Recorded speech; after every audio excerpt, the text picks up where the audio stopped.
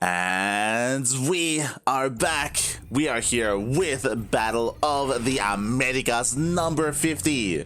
I'm of course Light VIP, and with me is no one for now. Oh god. Neo, god damn it. I'm already being funadaed in the chats. I may as well introduce some of these players before we get too far into it. Here we go, spawning in the top right hand corner of 2000 atmospheres. We have the Peruvian Zerg player. He's light blue. He's representing Team Lethal Perfect. It is not Neo. It is NeosShaggy. And spawning in the bottom left, we have the Brazilian Protoss player. He is blue. He is VicBansemer.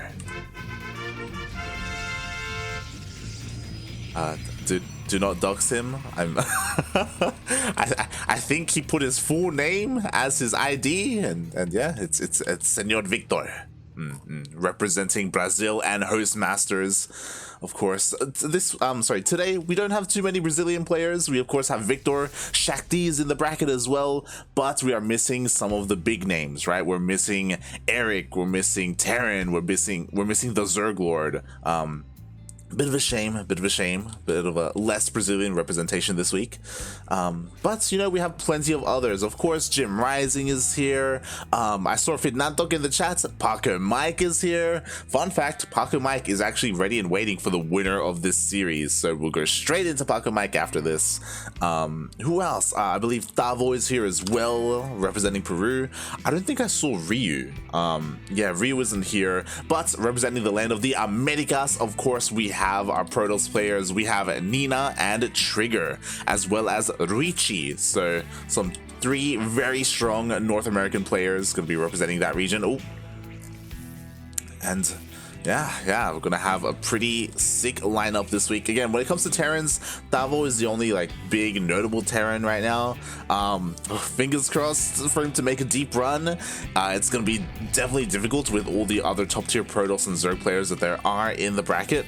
I say Protoss and Zerg, it's mainly Protoss. Is this an ESL Americas Cup? I just realized, oh my god, we're missing all the big ones. We're missing like, as the probe goes down.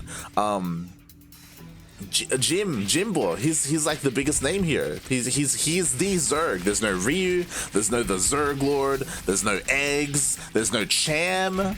It's all on Jim right now to represent Zerg and players like NeosShaggy. As right now, of course, NeosShaggy, we used to cast him a lot more often back in the day. He is more of an amateur player, but both of these guys are. They're both around the same skill level, around Masters 3, Masters 2. So I'm really looking forward to see how these guys shape up against each other. I believe it is the first time that Victor is playing in Battle of the Americas. So we'll see if he has a deep run or you know, a good performance. I would hope so, as it is his first time competing. And we'll see how things kick off. So far, so good. We are on one of the newer maps, 2000 Industries. This is a little bit less, I don't want to say boring, but there are less like features that really pop out, you know, like the slow zones or the speed zones on the two other maps. This one doesn't have any of that, but regardless, like, it does have a very nostalgic feel. There are plenty of fish. There's fish all over the place. We're underwater. Whenever units die, they have a chance to raise up to the surface, to float up even, which is really cool as well. I love the aesthetic of this. Very watery. I approve. Quack. As things are slowly getting underway, Victor, he is going for that Stargate opening. We already see a second Void Ray on the way, so he's not going for a variant where he goes for some Oracles early on, which has become a little bit more popular amongst the Korean Protosses like Stats and Zest. There we go. We're going for some more standard play here with the the second Stargate on the way. So we're going to be seeing some double Stargate Void Ray play coming out from Victor.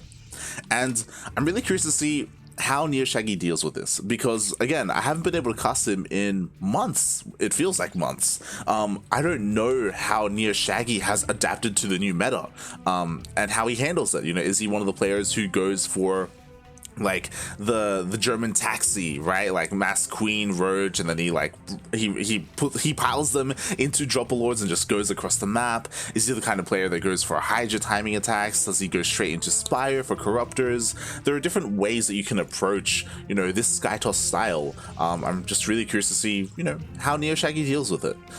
As we see, the Void Rays are going across the map. They're looking to hit this third base. There is a Spore in place and the Queens are in position, so this base shouldn't go down. It shouldn't be too under threat. Yeah, as the Queens respond. Oh, yo, the Star Set Micro, he does deal some damage to the Void Ray, but the Void Rays do manage to escape. Just quickly checking the vision. NeosShaggy, he did go in earlier and he did scout the opening Stargate. He has not seen the second Stargate. But once multiple of these Void Rays do reveal themselves, then it's going to become apparent. It's going to be like, oh, okay, yeah, I know what you're going for. I know you're going for the double Void Ray. So we'll see how he deals with it. Like, he is working on +1 range. Lair is on the way, so I imagine he's going to go into Hydras. It can be scary going into Hydras, though. Like, again, if you go into Hydras, you want to try and hit some kind of timing attack. I'll be surprised if he goes all the way into Hive and even gets Vipers out to try and deal with this. If he allows the game to go that long. I know a lot of Zerg players, they try to end the game early if they can. Very few of them actually want to get into the late game scenario against Skytoss. But maybe NeosShaggy's one of them. Maybe. As he is paranoid that his main base would get sniped, I'm surprised that the lair is going up in the main. It is a little bit risky. Because of that, he is throwing down 2 extra spores just in case the Void Rays do go into the main base. At the same time, a bit of a roach run by. Very interesting, only 5 roaches here. I mean, honestly, they're dealing damage. As they will pick off a couple of adepts here, but they will get cleaned up. Very interesting decision. I guess he wanted to get rid of his roaches. I say that, but he made an extra round of roaches. So I'm not too sure. Regardless, I guess they did kill a handful of probes, so I guess it was kind of worth it. They also forced the Void Rays back home, which meant that it delayed any kind of a push here. This is really scary though. Like, Victor, he wants to go into the main base. He wants to snipe this lair.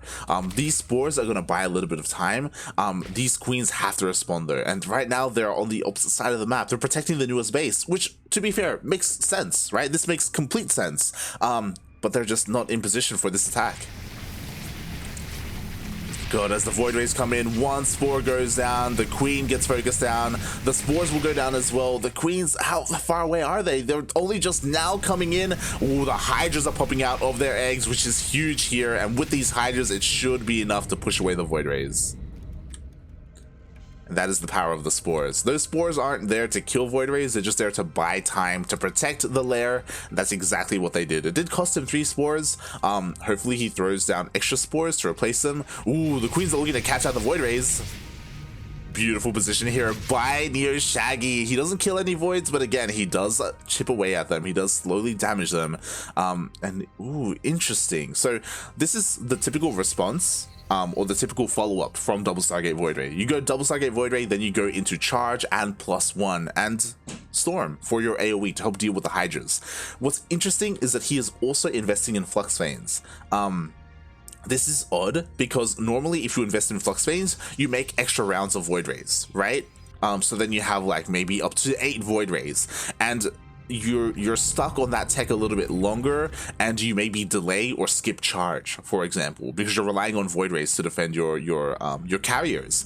But because there are only 5 Void Rays here, I don't know if it's worth getting the upgrade. You have to convince me, Victor. We'll see. We'll see if it was worth it, because again, that's a lot of resources spent in an upgrade that only affects 5 units.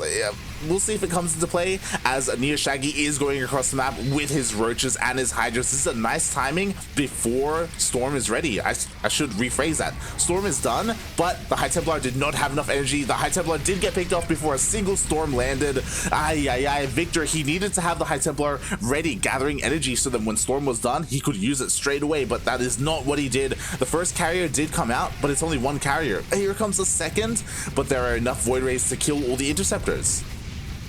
And just like that, 2 of the Voids went down as well. The Hydras are pushing into the 3rd base. No economic damage has been done quite yet, and I feel like NeosShaggy realizes that. He's diving into the mineral line. He's finally killing some probes to actually make this attack worth it. It looks like the Hydras will start to fall, but again, there are no interceptors, so maybe, just maybe, NeosShaggy can break the Protoss. But this is the important damage. 23 probes went down. Like, if this economic damage wasn't done, Victor would be fine. He would honestly be absolutely fine. But because 25 probes went down, it was worth it. NeosShaggy, he crippled the economy of Victor. Sure, he didn't kill any carriers, but that doesn't matter if your opponent can't afford to make those carriers. And now, NeosShaggy, he's forced back, and NeosShaggy, he's got 4 bases up and running.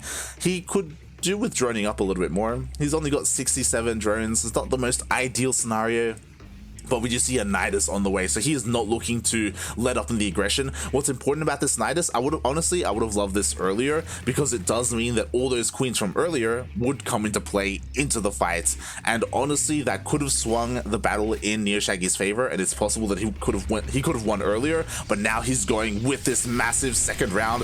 Ooh, the Nidus gets denied. Oh no, it doesn't. Oh god, Victor, he diverts his attention to the Hydras instead, and the Nidus still doesn't finish. Nicely done by Victor. He does deny the Nidus, means no queens will pop out for now, but the Hydras is still the real issue. 1 storm lands, but mate, you need a couple more than that. GG gets called. He doesn't have enough. And NeosShaggy takes game number 1. Wow. Also, hello, Fernandug. Yes, this is the Parker Mike pre-party. We'll get into Parker Mike. We'll get into him. But yes, shout out to everyone in the chat. Maximo in the chat. Of course, I always mix them up, but I believe Maximo's Chilean. You know, one of the Stan's boys, if you will. But yeah, GG, well played. Honestly, that was well executed by NeosShaggy. Victor did slip up a little bit there. Victor did slip up a little bit there because he had the tools that he needed to defend. Like, he had the tech he needed to defend, but he didn't warp in those High Templar prematurely, right? You want to warp them in ahead of time just so they gather that energy, so that when Storm finishes, then you have the High Templar and the energy to storm straight away. Unfortunately, I believe he only had 1 High Templar, and it did not have enough energy for a storm, so he just couldn't defend against the first wave as well as he could have, and as a result, he lost all his workers, and then he was behind from there, and he struggled to keep up in the rest of the game. But here we go. We are loading in to game number 2 on one of the older maps. Here we have, spawning in the top left, the Peruvian Zerg player. He is yellow. He is representing Team Lethal Perfect, as well as a pasta boy. It is NeosShaggy.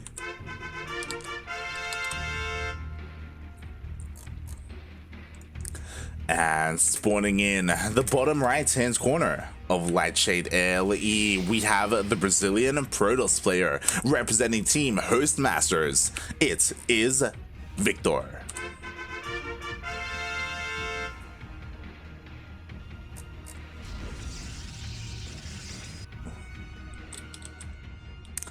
So a really nice display in game number 1 of both players, you know, attempting to get into that mid game.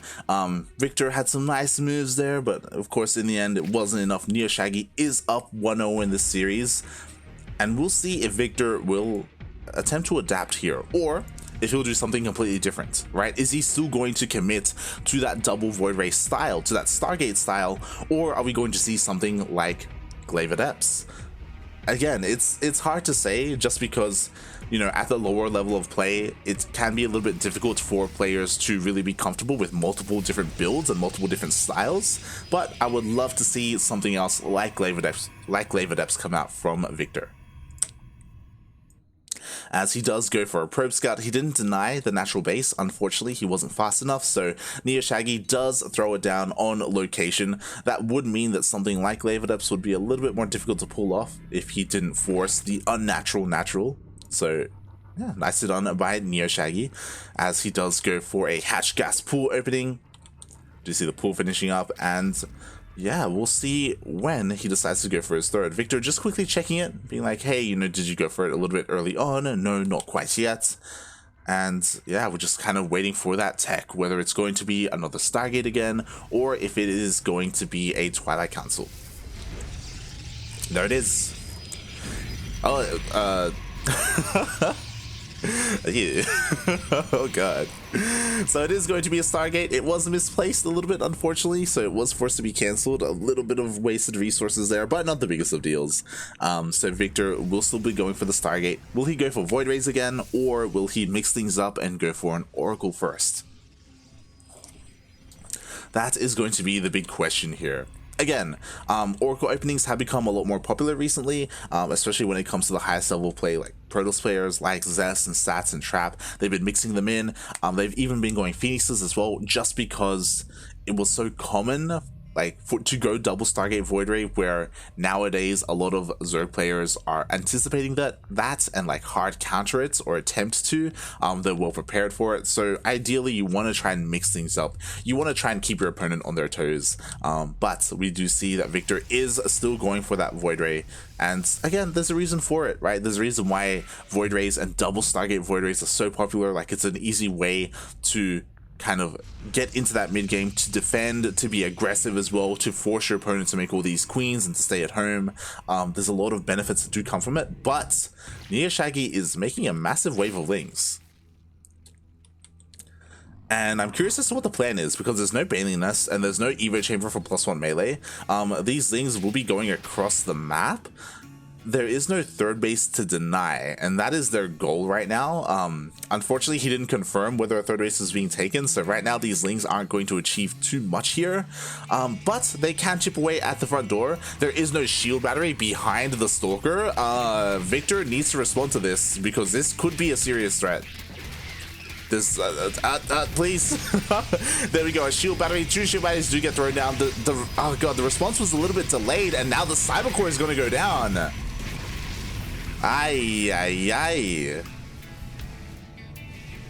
Nice damage done there by NeosShaggy. He didn't just kill the Cyber Core, but he also denied Warp Gate. So any kind of gateway push gets delayed. And that's exactly what Victor was going for. I don't think that NeosShaggy was aware of that.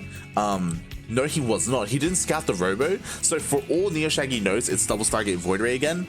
What's important is that because Victor went for this robo, any kind of gateway support is gonna take so much longer to really come out here. And we see Victor is memeing it up a little bit. He's going for a robotic spay. We'll see what this leads to. Is this going to be a Disruptor drop, or is this going to be a Colossus drop? Either way, we're going to see some drops coming out from Victor.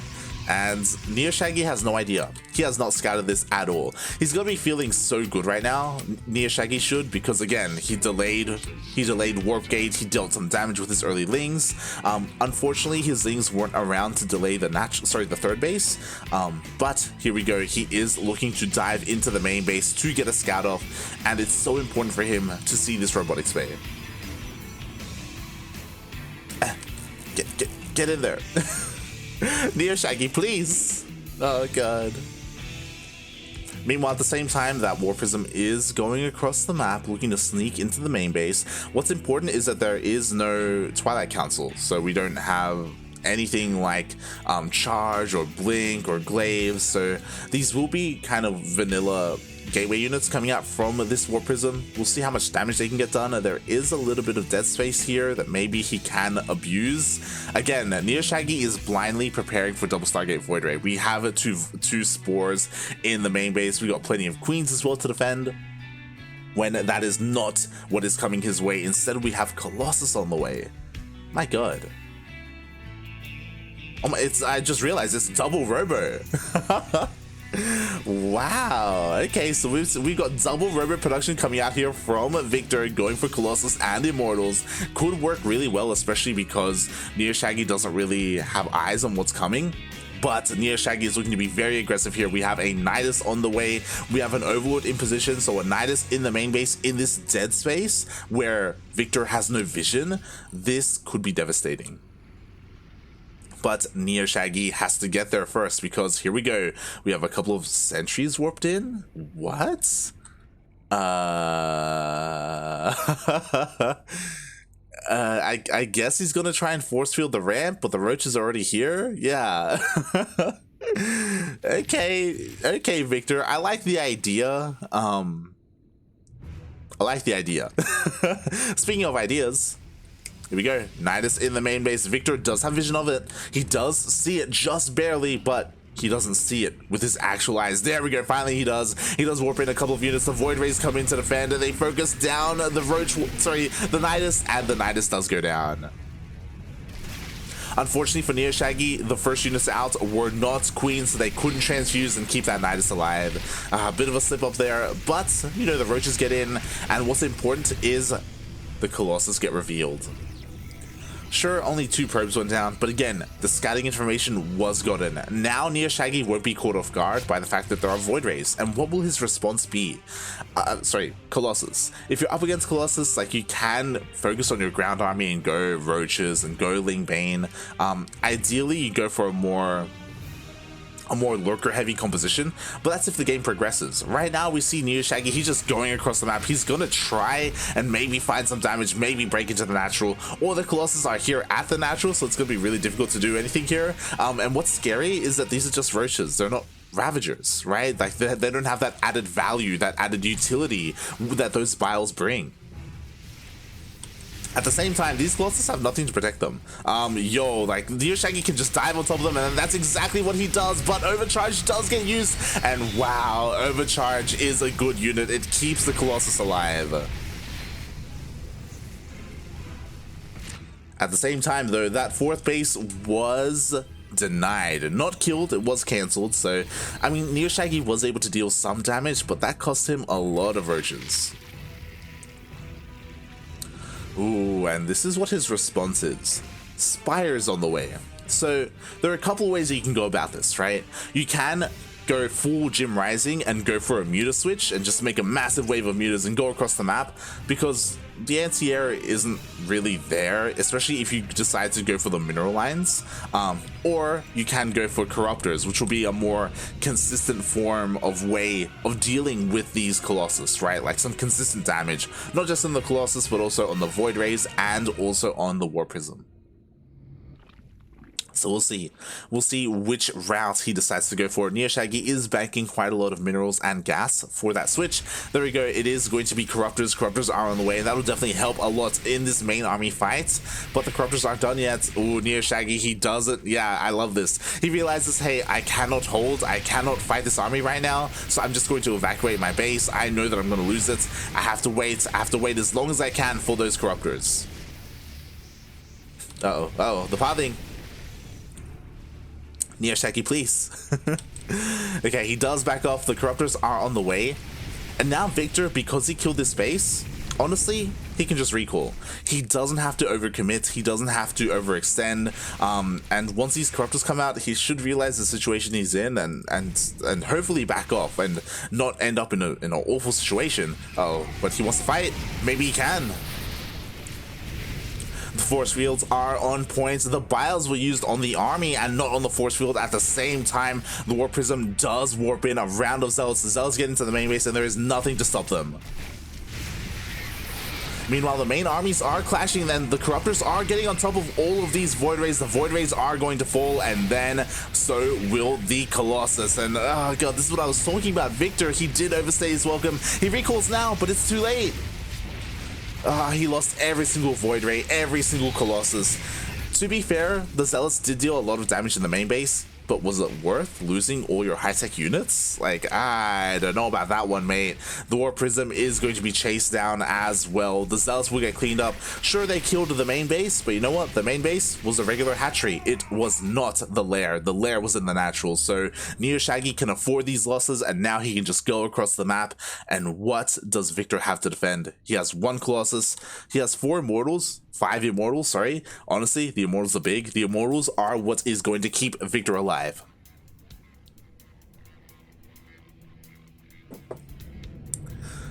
Or so I hope. We'll see, as right now NeosShaggy is just going across the map with his corruptors. Ooh, yo, this fleet beacon, can he get it? The fleet beacon, go for it. There we go. The fleet beacon will go down. No, he decides to fight the void rays instead. The void rays accidentally clicking on the Stargate, so the fleet beacon does stay alive. The Nidus was taken out, but so was the Colossus. These corruptors, they're finding a lot of damage here, dealing a lot of damage, but that switch is on the way. Because the fleet beacon is done, carriers are going to be coming out next for Victor, and that's terrifying. But of course, rushing into carriers would not be the best idea right now, just because there are all these corruptors getting out a bunch of void rays to maintain air control. Air superiority is the name of the game here for Victor. He does go toe-to-toe and take out a decent amount of corruptors. At the same time, the Road Ravager army is pushing towards the north, and the army was out of position. Victor, he was not here to protect it, and as a result, he's going to lose his base, or at least all the probes.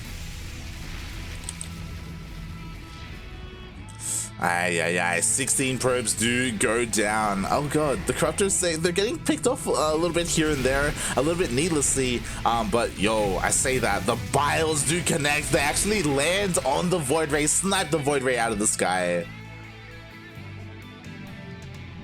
Now we have a massive wave of Lings on the way, and I love this from NeosShaggy. He's playing this so well. Lings will help so much against this ground focused army. Like, there's no Colossus, there's no Storm, there's no Archons. There are Zealots, but not that many, to be honest. Like, if Lings get a full surround on this with the support of Road Ravager, like, NeosShaggy can definitely take that fight.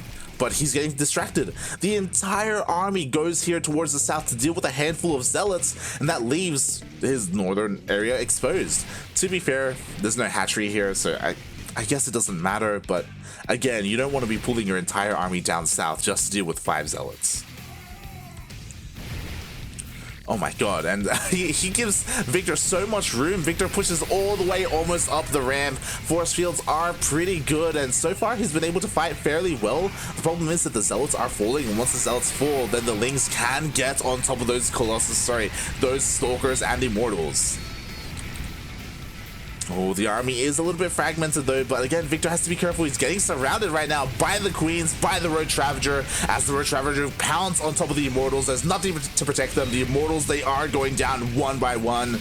And once again, Victor, he just can't afford these losses. The Zealots are here, but mate, what happened? You were needed like a minute ago. Oh god, and that's what happens when you push out without a War Prism, or without a pylon out there to help reinforce your army, so you can help bolster it and you can have some, longevity to your pushes. Unfortunately, Victor didn't have that, so the Zealots, they come in, but after, 3 or 4 Immortals go down, there are only 3 remaining, and 3 would have been great, like, in the early to mid game, but now, like, you need so much more than that. Oh my. That's a lot of sentries. And of course, with sentries come force fields, so this army is still pretty, it's okay. It's still okay. it still has a lot of potential. What's scary is that the mutas are on the way. We'll see how NeosShaggy uses the mutas, if he goes for like the head-on engagement or if he harasses. Personally, I would enjoy it a lot more if he would harass, but instead he's fighting with the main army. He's just going toe-to-toe with it. He's taking out as much as he can. Ooh, Archons are coming in here for Victor, and they will be able to push away these mutas. But Victor, he's just lost so much. The biles, they just keep connecting. And NeosShaggy, he's just so on point right now as he rotates down here to the south. Victor is attempting to establish another base. He is expanding and taking a 5th base. If this 5th base does get up, then honestly, Victor, he can keep going in this game. But NeosShaggy knows that he's here to push towards that 5th base to try and take out the army. The Archons are falling, only 2 Archons left. And the scary thing is that once all the anti-air goes down, then the mutas will reign supreme. Oh, they do take a massive Archon blow to the face. At the same time, a Zealot run by hitting the newest base of NeosShaggy. It looks like this hatchery will go down, but will it matter? As the mutas are diving in, they're trying to focus down the Immortals, and it looks like the Immortals will fall, but the majority of the roaches have fallen as well, so NeosShaggy cannot keep pushing. He's forced back, and he did end up losing that base. Uh-oh. This is scary. The Zealots, they get into the natural, and the natural base is the one that's important. This is where the hive is. You gotta respread your creep. There we go. We got a little bit of creep being spread. And Victor's done a really good job at surviving. Is he living though? We have Immortals on the way. Finally, we have carriers on the way, and carriers are the way to get into this, especially because NeosShaggy has been neglecting his anti-air a little bit. I spoke too soon. Corruptors are on the way. So yeah, and this is where army supply really does matter, because Victor just doesn't have the army supply to protect all his bases. This is his army. He can defend one base, he can't defend two. Like, he can't be at two places at once, unfortunately. He just doesn't have the numbers to work with, and as a result, he lost his fourth base, he lost all these workers as well. Finally, his army does rotate up, and he can contend with this Rich Ravager army, but now that he moves here to the north, NeosShaggy pushes to the south. Like, NeosShaggy is just pulling Victor apart. Victor just cannot keep up. He's trying his best to, and again, he can win this fight at least, but at what cost? At the cost of his newest base. And that Nexus will go down. So will these probes, and these probes, they lead the roaches all the way to the newest base of Victor. No, please, probes, why did you do this? As the base will go down as well. At the same time, even this fight here isn't going Victor's way. Victor, he's rotating the majority of his army here to the south, and it was not fast enough. GG gets called. NeosShaggy takes game number 2 and the series.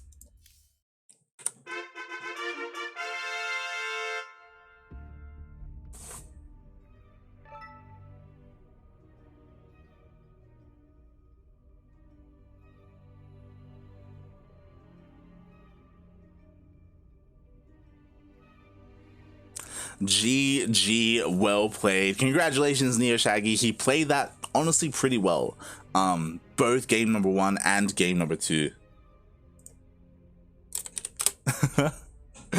Game 1 and game 2, and now NeosShaggy, he needed that to warm up, because now he is going up against Paco Mike, El Paquito himself.